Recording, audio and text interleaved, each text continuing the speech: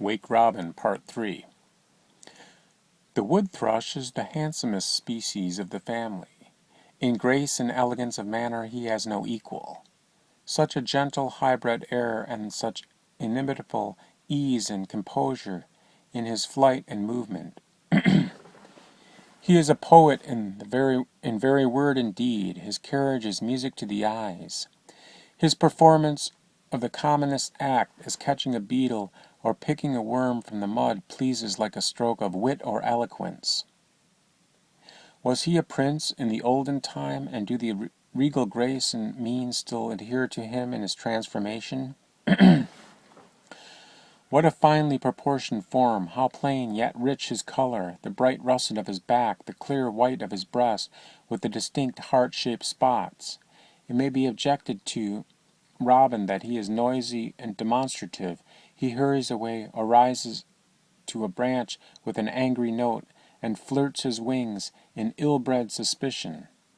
The mavis or red thrush sneaks and skulks like a culprit, hiding in the densest alders. The catbird is a coquette and a flirt, as well as a sort of female palpry.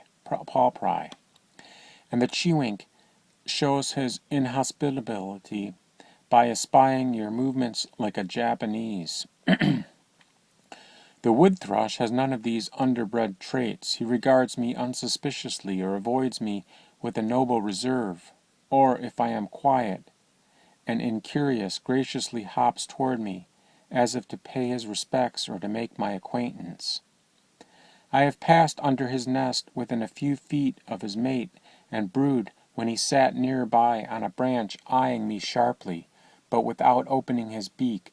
But the moment I raised my hand toward his defenseless household, his anger and indignation were beautiful to behold. What a noble pride he has! Late one October, after his mates and companions had long since gone south, I noticed one for several successive days in the dense part of the next-door wood, flitting noiselessly about, very grave and silent, as if doing penance for some violation of the code of honor. By many gentle, indirect approaches, I perceived that part of his tail feathers were undeveloped. The Sylvan Prince could not think of returning to court in this plight, and so amid the falling leaves and cold rains of autumn was patiently biding his time. The soft, mellow flute of the veery fills a place in the chorus of the woods that the song of the Vespers Sparrow fills in the chorus of the fields. It has the nightingale's habit of singing in the twilight, as indeed have all our thrushes. Walk out toward the forest in the warm twilight of a June day, when 50 rods distant you will hear their soft, reverberating notes rising from a dozen different throats. It is one of the simplest strains to be heard, as simple as the curve in form, delighting from the pure element of harmony and beauty it contains, and not from any novel or fantastic modulation of it. Thus contrasting strongly with such rollicking, hilarious songsters as the bobolink, in whom we are chiefly pleased with the tintinnabulation, the verbal and labial excellence, and the evident conceit and delight of the performer. I hardly know whether I am more pleased or annoyed with the catbird. Perhaps she is a little too common, and her part in the general chorus a little too conspicuous. If you are listening for the note of another bird, she is sure to be prompted to the most loud and protracted singing, drowning all other sounds. If you sit quietly down to observe a favorite or study a newcomer, her curiosity knows no bounds, and you are scanned and ridiculed from every point of observation. Yet I would not miss her. I would only subordinate her a little, make her a little less conspicuous. She is the parodist of the woods, and there is ever a mischievous, bantering, half-ironical undertone in her lay, as if she were conscious of mimicking and disconcerting some envied songster. Ambitious of song, practicing and rehearsing in private, she yet seems the least sincere and genuine of the Sylvan minstrels, as if she had taken up music only to be in the fashion, or not to be outdone by the robins and thrushes. In other words, she seems to sing from some outward motive, and not from inward joyousness. She is a good versifier, but not a great poet. Vigorous, rapid, copious, not without fine touches, but destitute of any high, serene melody, her performance, like that of Thoreau's squirrel, always implies a spectator.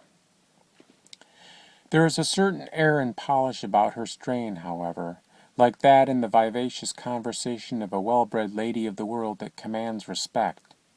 Her maternal instinct also is very strong, and that simple structure of dead twigs and dry grass is the center of much anxious solicitude. Not long since, while strolling through the woods, my attention was attracted to a small, densely grown swamp hedged in with eglantine, brambles, and the everlasting smilax, from which proceeded loud cries of distress and alarm, indicating that some terrible calamity was threatening my somber-colored minstrel.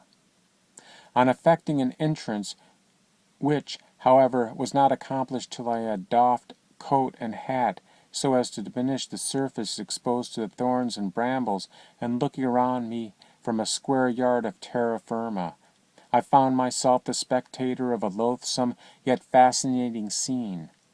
3 or 4 yards from me was the nest beneath which, in long festoons, rested a huge black snake. A bird, 2/3 grown, was slowly disappearing between its expanded jaws. As he seemed unconscious of my presence, I quietly observed the proceedings. By slow degrees he compassed the bird about with his elastic mouth, his head flattened, his neck writhed and swelled, and 2 or 3 undulatory movements of his glistening body finished the work. Then he cautiously raised himself up, his tongue flaming from his mouth, the while curved over the nest, and with wavy, subtle motions explored the interior.